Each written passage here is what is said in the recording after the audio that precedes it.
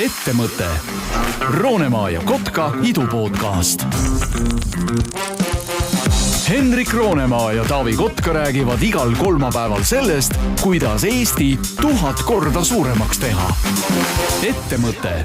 Tere kõigile kuulajatele, Taavi Kotka, Henrik Roonemaa on tagasi Ettemõtte saatega ja meie tänane saate teema on AI. Aasta lõpp tuleb järjest lähemale ja eks tasub teha 2024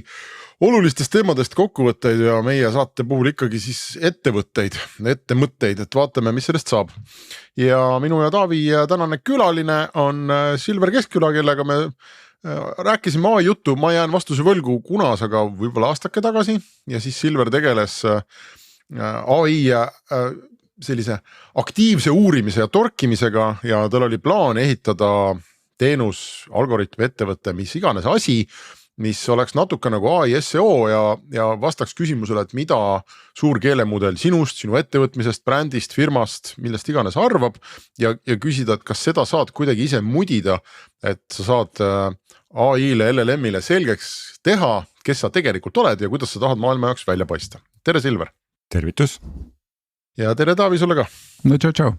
Lähme siis selle koha pealt edasi, ma arvan võib-olla, kus meil Silveriga jutt pooleli jäi, et ma tahaks, et see oleks selline saade, et Silver räägib, mida ta täna teeb, aga et ikkagi ka laiemalt sellest, et mis asi see, mida me nüüd siis ikkagi järeldame sellest AI ja suurte keelemudelit ja kõige selle aastast, et kas oli siis asi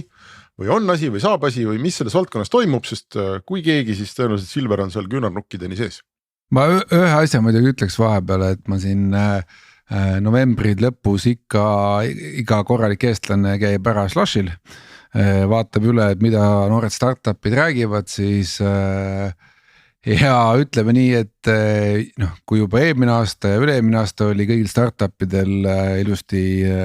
tekkis kirjas, et nad tegelevad AI-ga, vahet pole, mis teenus oli, et siis ka see aasta jätkuvalt iga startup, kui ta sulle tutvustab, siis ta ütleb ära, et muu hulgas AI on ju. No aga muidu raha ei saa, eks ole. Jah, et ühesõnaga, et ikkagi naljakalt on ta imbunud kõikjale, et ükskõik mis teenus sa pakud, et tundub, et ilma AI-ta nagu ei saa. Ja kas õnneks või kahjuks ei kao see AI kuhugi? Aga jah, seda me tahamegi sinu käest küsida, Silver, et ma võib-olla isegi räägiks sellest samast kohast edasi, kus ma olin ja et ei jääks mulje, et see kuidagi ära on kadunud või nii, et selle asja nimi oli Track AI Answers, mis oli mõeldud siis brändide jälgimiseks AI vastustes ja eks neid mootoreid ja otsingusüsteeme, mis AI-d ja LLM kasutavad, on juurde tulnud ja väga suure hooga ma sellega kaasa ei ole läinud, see maailm liigub väga kiiresti ja ütleme nii, et mul on endal selline tunne, et ma olin turust nii-öelda ees, sükest väga selget aaski ja kõik ütlesid, et see on vitamiin ja ütleme nii, et aga ma sättisin selle asja püsti nõnda sellise katsega, et kas seda saaks teha nõnda, et nii-öelda ühe mehe üritusena, et tegin otsuse ka mitte seda ettevõtet suureks teha või projekti suureks teha, sellepärast et ütleme nii, et eelmisest ettevõttest oli vaja ikka natukene puhata ka. Ja praegu ta tiksub nõnda, et ta toodab rohkem raha, kui ta välja viib, nii et selles mõttes, et oma brändi saab ikka edukalt edasi jälgida. Ei, ma just mõtlesingi, et see põhimõtteliselt nagu ei saagi öelda selle kohta startup, et see oli lihtsalt nii-öelda tehnoloogi või tehniku hobiprojekt, et kui sa ütled, et toob sisse rohkem kui välja viib, et serveri kulud katab ära, mõned sinu reisi ja olmekulud ka ja ongi kõik, on ju, et see päris startup ikka ei ole, on ju. Ja ütleme nii, see on nagu, ma arvan, et siin on üks huvitav trend, millest võib ka natukene rääkida see, et mis on ettevõtte töötajate arvu piirväärtus, kuhu need asjad liiguvad ja ma kunagi mõtlesin, et see piirväärtus on üks, et sisuliselt üks inimene saab ikka väga palju ära teha, sest need töövahendid muudkui lähevad võimsamaks, aga nüüd kui lõpuni aus olla, siis tegelikult see piirväärtus on 0, sest et tegelikult nagu lõpuks tekib olukord, kus ettevõtte kui sellise saab ära teha ka AI üleni, et ma arvan, et kus see täpselt piir läheb, et mis asi see startup on, et kas see on nii-öelda otsing, ärimudeli otsing, et seda ta oli ja midagi ta leidis, ta lihtsalt ei ole skaleerimisfaasis ja ta ütleme nii, et kuna ma müügitööd ei saa selleks teha, sellepärast et see lihtsalt ei tasu ennast ära, siis see incoming funnel põhimõtteliselt on kõik tuleb SEO-st. Et jah, ütleme raha ma selleks ei kasvatanud, et ettevõte, võib-olla ongi ettemõte on selle asja kõige parem nimi.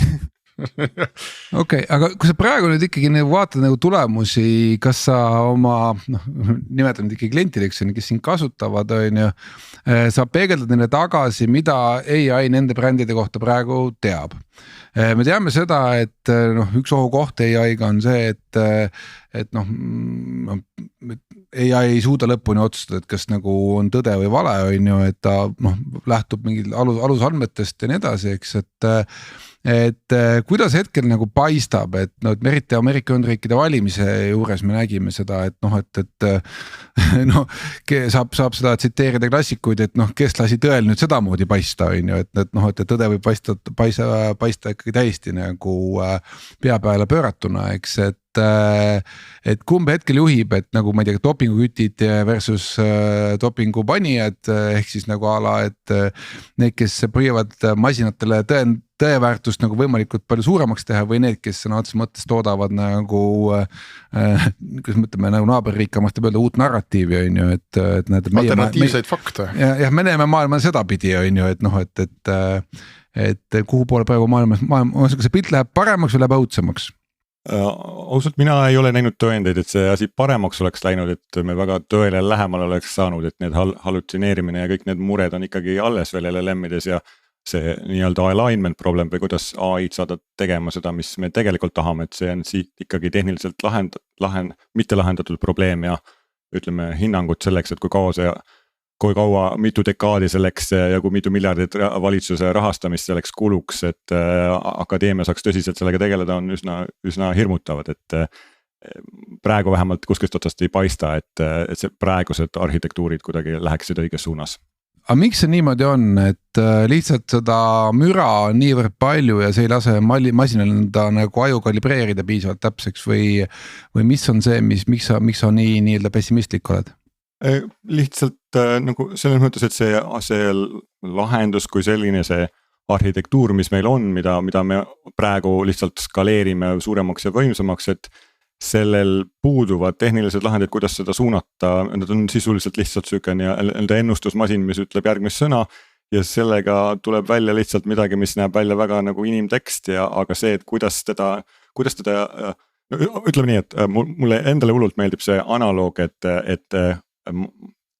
kaasaegne tehisintellekt ei ole üldse midagi, mida inimesed programmeeriksid kuskil või et nad programmeerivad valmis midagi, mis teeb täpselt seda, mis nad tahavad. Et see on süka analoog sellest ajast, kui programme kirjutati nõnda, et if ja then ja while ja saad nagu aru, mida sa täpselt teed. Nüüd AI-d ikkagi tehakse nii, et seda kasvatatakse katseklaasis nagu mingisugust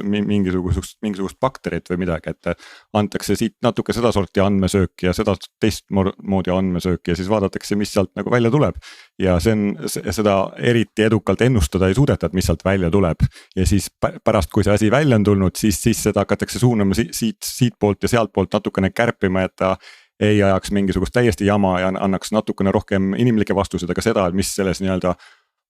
numbrite maatriksis, mis omavahel korrutuvad ja liituvad lihtsalt sees on, et nendes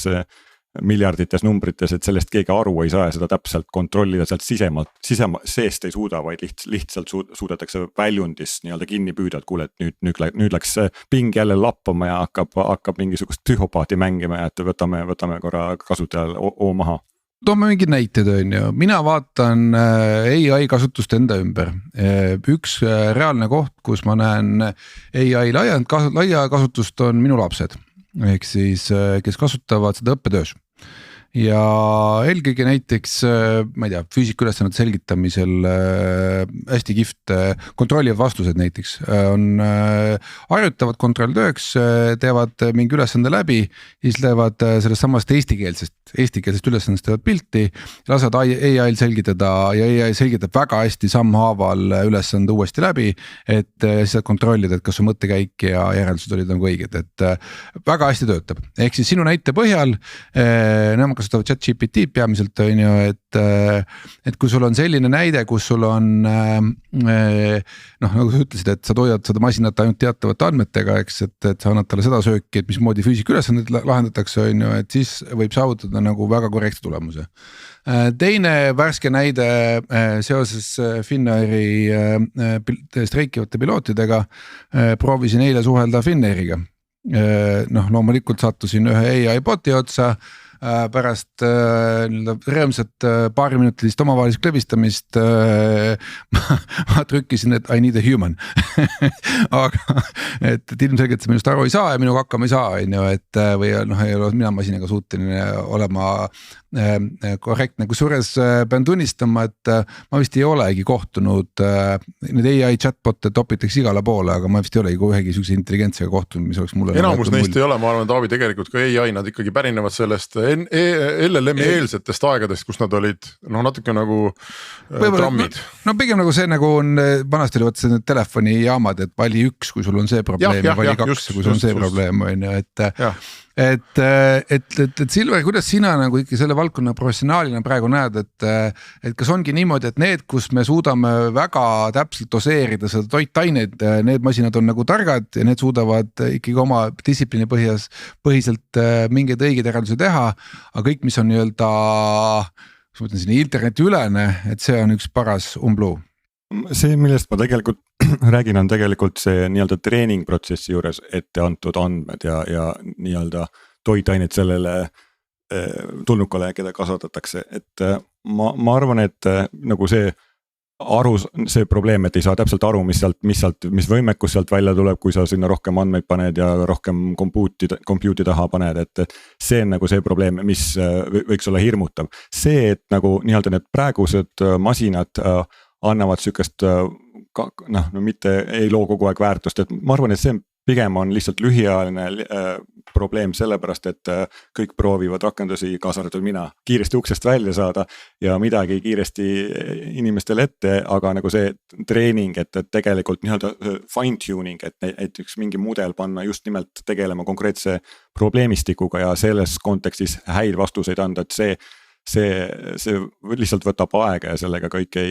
kas ei viitsi või ei jõua tegeleda ja et ma selles osas olen pigem optimistlikud, et neid nii-öelda konkreetses nišis hästi käituma panna, see ma arvan, et ei ole nagu ületamatu probleem. Keeruline on see, et kui me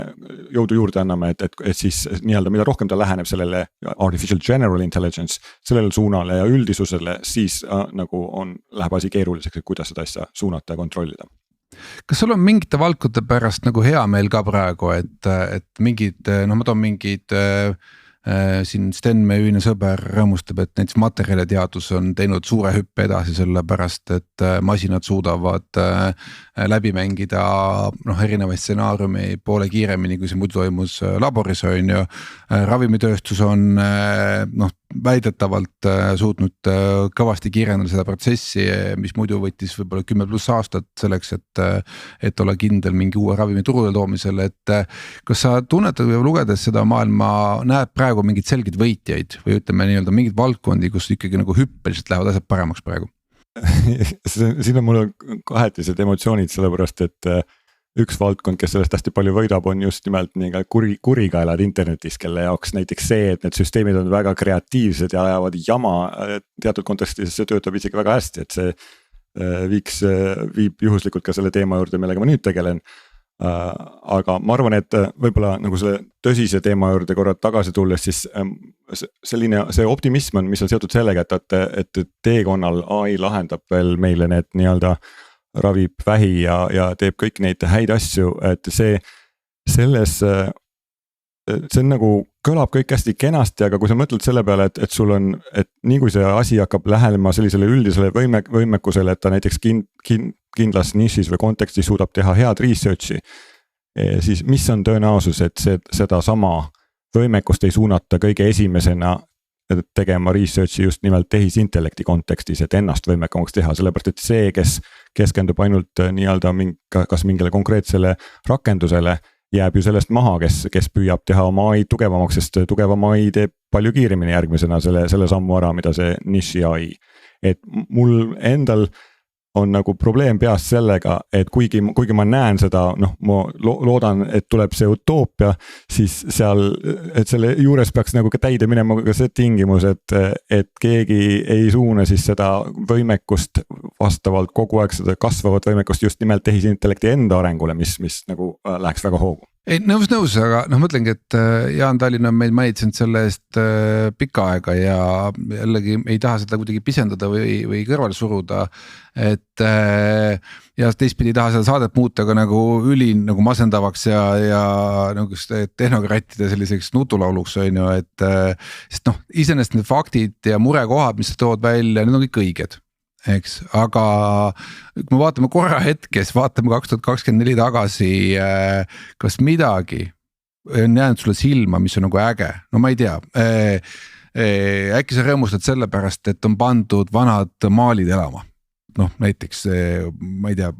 on tekitatud mingi ruumiline mõõde sellesse, et vaatab mingit Van Goghi maali ja siis AI paneb selle elama sellepärast, et ta suudab ümber nagu kujuteldavalt kaasa mängida mingisel määral on ju, et noh, et vanad fotod pannakse elama, eks on ju, ma ei tea, mingid sellised pisiasjad, mis on noh, ongi siuksed põlve otsas nokitsetud, aga noh, tänu AI-le on saavutatud mingi nagu uus tase on ju, et kas on mingid teemad, mis on pakkunud sulle lihtsalt rõõmu selle aasta jooksul? Ma arvan, et kõige silmatorkavad on ikka kindlasti just siuksed asjad, mis keerlevad ümber visuaalide ja videote ja mis teevad näiteks videotöötlust lihtsamaks ja mingid kasvõi podcasti kokkupanemist ja sõnade väljavõtmist ja kõike siukest loomingulist tööd kergendavad, et need on tõesti impressive, muljet avaldavad ja ma arvan, et oleks imelik mitte rõõmu tunda nende üle. Ja... Mu vend on lesbi näiteks laulust. See artist, nõus, see oli minu meelest väga omapärane väljund, mis sealt tuli ja see tegi mulle kindlasti rõõmu. Võtan sõnasabast kinni, et mina siin alles paar päeva tagasi avastasin, et ChatGPT äpis vähemasti see selline vestlusrežiim või ma ei tea, chat mode või mis iganes selle nimi on, kus sa saad temaga enam-vähem naturaalselt rääkida. Ma juhuslikult avastasin, et see asi räägib täiesti puhast eesti keelt. Ma polnud kunagi varem proovinud, aga ta mingi mu küsimuse peale, me sõitsime autos ja vist lapsed omavahel rääkisid eesti keeles ja siis tema sekkus eesti keeles järsku. Ja tal on selline naljakas, natuke nagu väliseestlase nagu Kanada aktsent ja ma küsisin ta käest ka, et kas sind on väliseestlaste peal treenitud või mis värk on ja siis ta naeris isegi, väga huvitav tähelepanek, et ja seletas, aga puht sellise pisikese Eesti riigi kodanikuna ja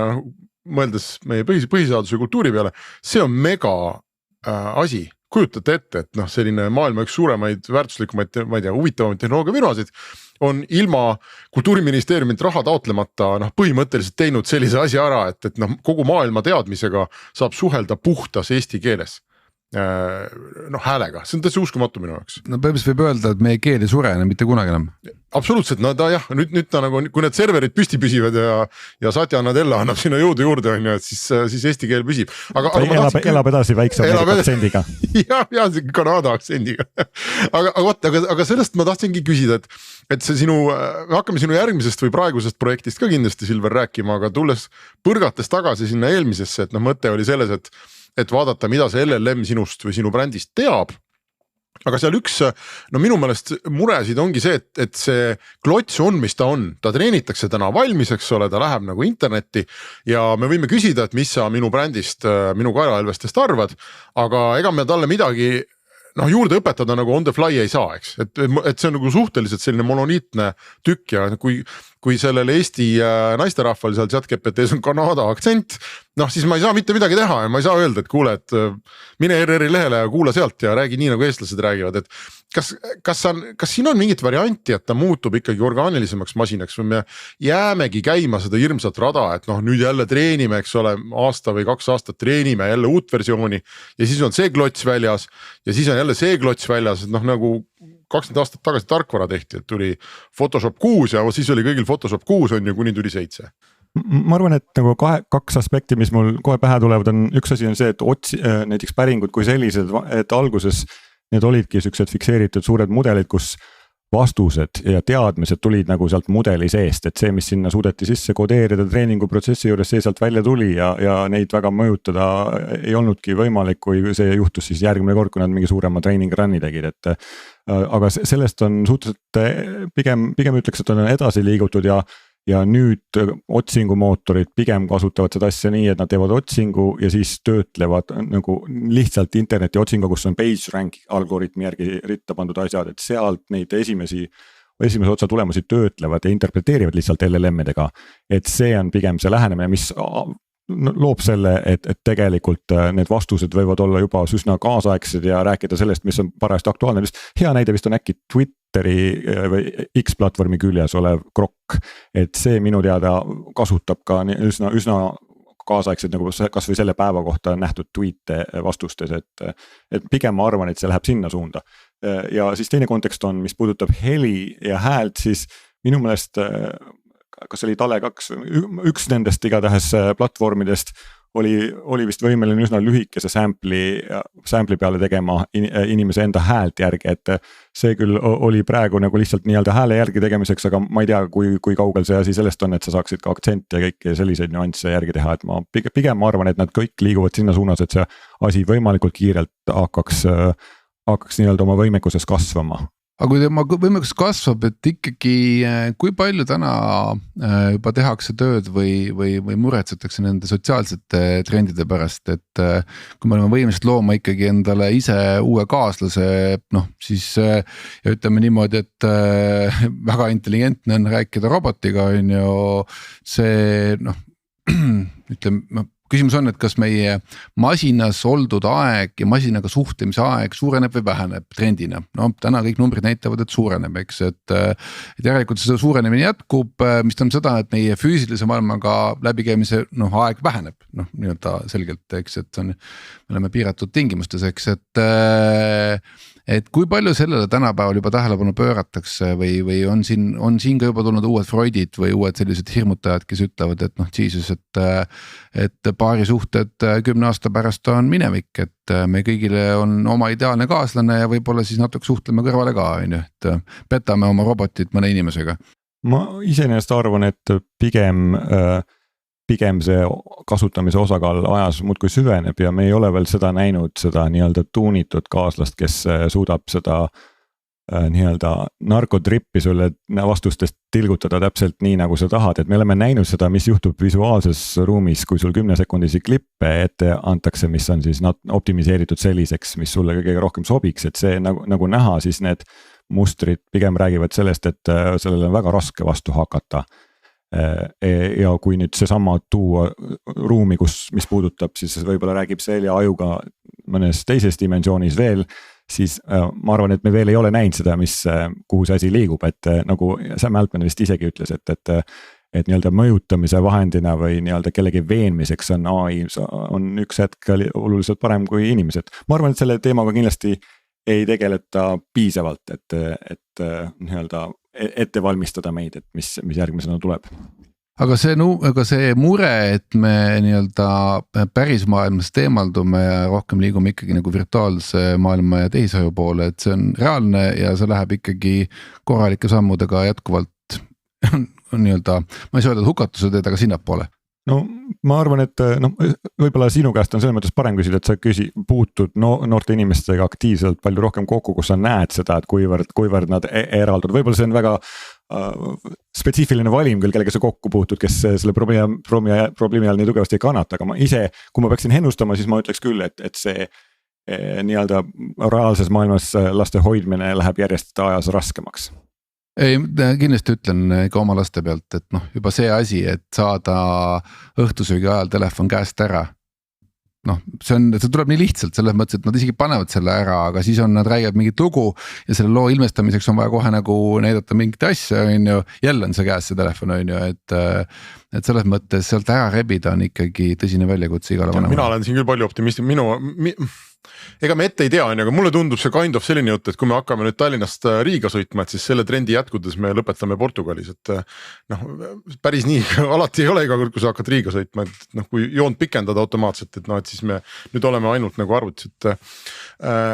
meil on hästi palju selliseid inimsuhtlusi, ma arvan, igapäevaelus, mida me parema meelega üldse ei tahaks teha ja mis ei ole efektiivsed, need on need kõik mingid teenindustelefonide otsas istumised ja mingisuguse jura kokkuleppimine, et kas elektrik ja korstnapühkija saavad tulla samal ajal või nad tulevad 5-minutilise vahega või kellel tuli palavik ja kellel on pohmelja ei saa üldse tulla. Et seda on nagu hästi palju ja ma olen a priori nüüd öelda, et see on päris maailma suhtlus ja see on väga hea. Et ma nii lihtsalt ei saa jagada neid asju, tõenäoliselt me outsource'ime mingi osa kindlasti, AI-le ära neid nii-öelda inimsuhtlusi ja noh, siis on see kultuuri ja koduse kasvatuse ja ma ei tea, enda ajumahu küsimus on ju, et kas sa ülejäänud aja istud kuskil AI genereeritud virtuaalses maailmas, millest me võiks ka muide rääkida või sa oled siis nii-öelda nagu päris maailmas. Ma olen isegi üllatunud, et mängutööstus näiteks on tänaseks nii vähe AI-d kasutusele võtnud, ilmselt ei ole veel aega olnud, aga isegi indie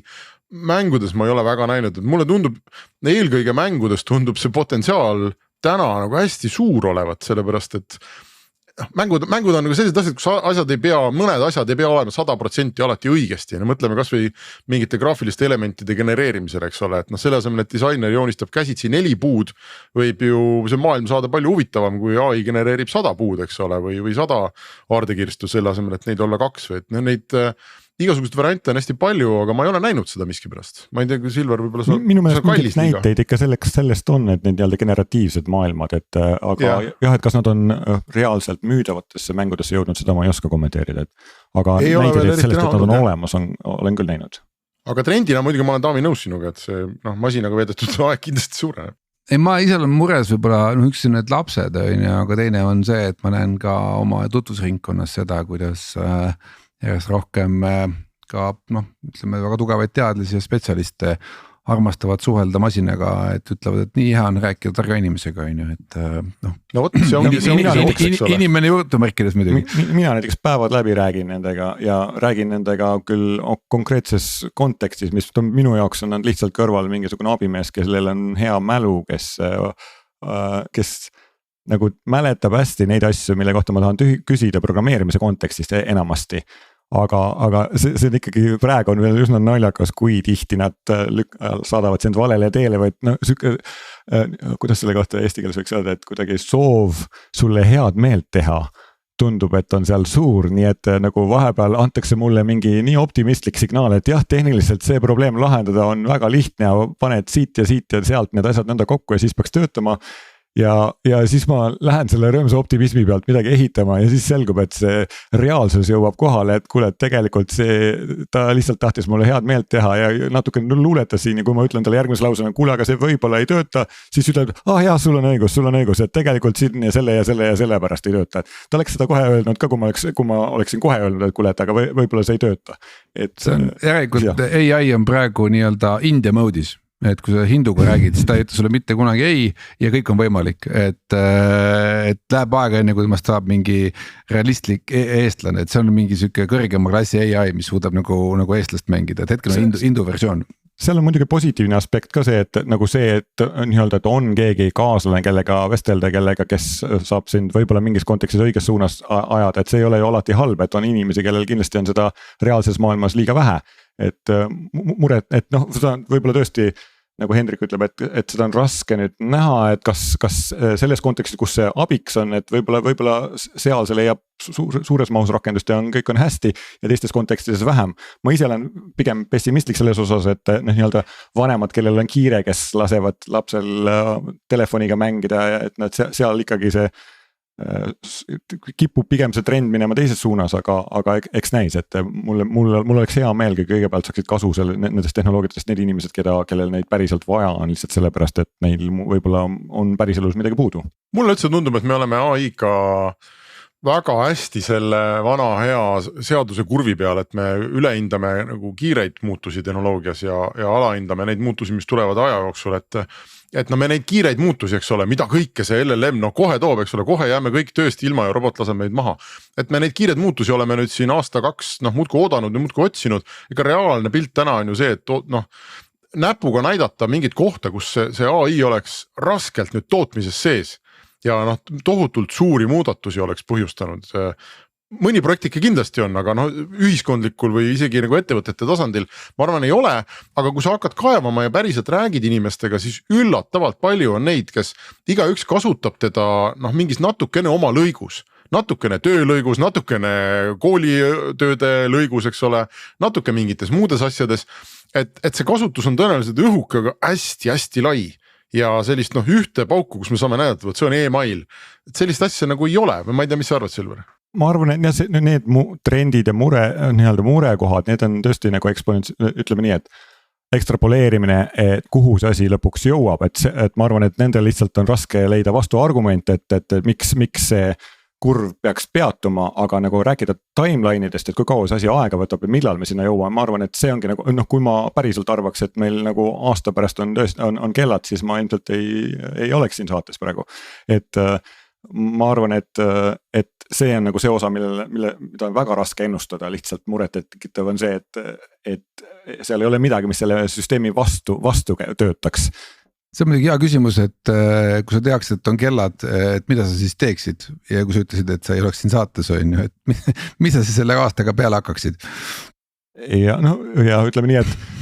siuke kaval test nende inimeste jaoks, kes ütlevad, et nad väga tõsiselt seda kõik usuvad, on see, et kuhu nad oma raha panevad, et kui sa tead, et nii-öelda mida sa peaksid shortima turul, teades seda, et mis tulemas on, et selle järgi saab vaadata, kui palju inimesi ja kui tõsiselt seda usuvad. Ma aktiivselt ma olen long Nvidia, ma võin seda öelda.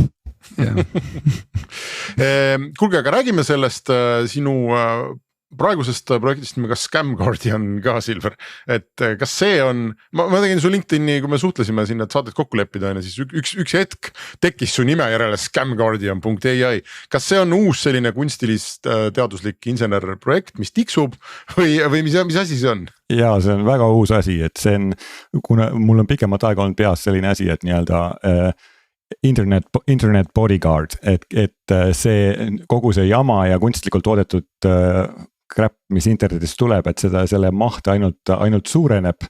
ja siis selles valguses nii-öelda valvata seda, et mis asi minuni jõuab, mis tegelikult minuni jõuab ja millega ma tegelikult tegelema peaks, et see tundub minule nagu väga huvitav teema ja kontekst, kus see konkreetselt haiget teeb inimestele, ongi scammid, et neid ongi näiteks eelmise aasta jooksul vist tekkis 350 töövahendit selleks, et luua sinu häälest koopia, ehk siis teha sinu häälest kloon, 350 tööriista on selleks, et seda teha ja nii-öelda, et helistada sinu vanematele sinu häälega öelda, et kuule, et ma olen sõbra telefoni pealt helistan, et mul on siuke jama, et sa saad sa mulle mingi kiire rahasumma saata, et ma saaksin siit bussiga tulema või midagi sellist. Et seda sorti scammid, enne oli nõnda, et neid tegid üksikud inimesed kuskil, kes suutsid seda teha, ütleme mingisuguse mahu, neid ütleme nagu ikka halbu inimesi maailmas loodetavasti ei ole väga palju, aga nende nii-öelda see oli piiratud, et mis nad suutsid teha. Nüüd saab seda kõike skaleerida, saab teha väga kiiresti, saab seda teha iga script-kidi ja selles mõttes see asi läheb üsna hulluks, et need seljaaju mustrid, et kui sulle päriselt helistab kas sinu laps või isa või ema ja on mures ja sa kuuled tema häält ja siis ja tekitatakse ajaline surve tegutsema, et siis ma arvan, et neid inimesi, kes nagu automaatselt sellega kaasa ei lähe või kellele kellad käima ei lähe, et see võib olla mingi jama, et neid võib-olla praegu on veel vähe. Okei, aga mõtlengi, et siin on praegu mingi siuke globaalne tõrje käib ka siin peale, et üks klassikaline näide, mis on see, et või vähemalt on praegu proovitud piirata seda, et pandi nii-öelda kuulsate inimeste nägusid erinevatesse maala XXX või ütleme pornosi stseenidesse näiteks on ju, et ja need AI, kes seda teenust nagu pakkusid, need läksid hästi ruttu kiirelt sulgemisele, eks, et 2018 keelas Pornhub see fake porno kasutamise. Jaa, aga mõtlengi, et selles mõttes nagu nüüd just nagu viimastel aastatel just selle AI-ga, et sa võtad nagu suvalise video, ütled AI-le, et näed, et pane siia meheks, pane nüüd Trump on ju ja naiseks pane, ma ei tea, Kamala on ju ja vaatame, mismoodi nagu edasi läheb see kõik on ju. Et siuke asi on ka nagu ikkagi keelatud või piiratud, eks on ju. Kuidas see piiramine reaalselt või ütleme, isegi kui ma näen sellist skämmi või ammustan sellest läbi on ju, et põhimõtteliselt on see ikka sama nagu küberkuritegevusega, et ega sa seda pätti lõpus kätte ikkagi ei saa on ju. Eks see siuke race on, et ma arvan, et see on ebaseaduslikuks kuulutatud, et see ma ei tea, kui palju see aitab, et ega need inimesed, kellel see mõte tuleb, et hakkaks siukse jamaga tegelema, ega nad vist ei olegi seaduse kuulekad inimesed. Et ta kindlasti mingil määral aitab, aga pigem on see selline race, kus lihtsalt tüübid leiutavad, mis nad järgmisena saavad teha, kuidas skämmida ja siis nii-öelda joostakse järgi, et kuidas neid kinni püüda, et need pigem on nagu küsimus nendes lähenemistes, et kus nii kaua, meil on justkui siin vahepeal selline etapp, et praegu see nii-öelda kunstlikult loodud content ei ole veel nii massiivne, et meil oleks kogu ühiskond ümber korraldatud, et nii, et kõik peab olema signeeritud ja telefoni poolt kuidagi ka mingi signatuur meediale alla pandud, et sa mitte midagi muud tegelikult tõsiselt ei võta, mis ei ole signeeritud. Et selline, kui me sinna ei jõua lähiajal, siis siin vahepeal on selline ajaline faas, kus kuidagi teistmoodi peaks aru saama, et mis on päris ja mis ei ole päris. Mina keskendun konkreetselt just sellele, et kui sul tulevad näiteks telefonikõned, siis ja just vanematele inimestele telefonikõned, mis proovivad nende usaldust või sükest teadmatust ära kuritarvitada, et kuidas neid aidata, et kuidas panna, kuidas tekitada mingi alustades sellest, et lihtsalt koolitada neid sellega, et selline tehnoloogia on olemas, selline võimalus on olemas, sa võidki teha kohe oma vanematele sükse ehmatava telefonikõne sinu häälega, kus justkui keegi proovib saada näiteks sinu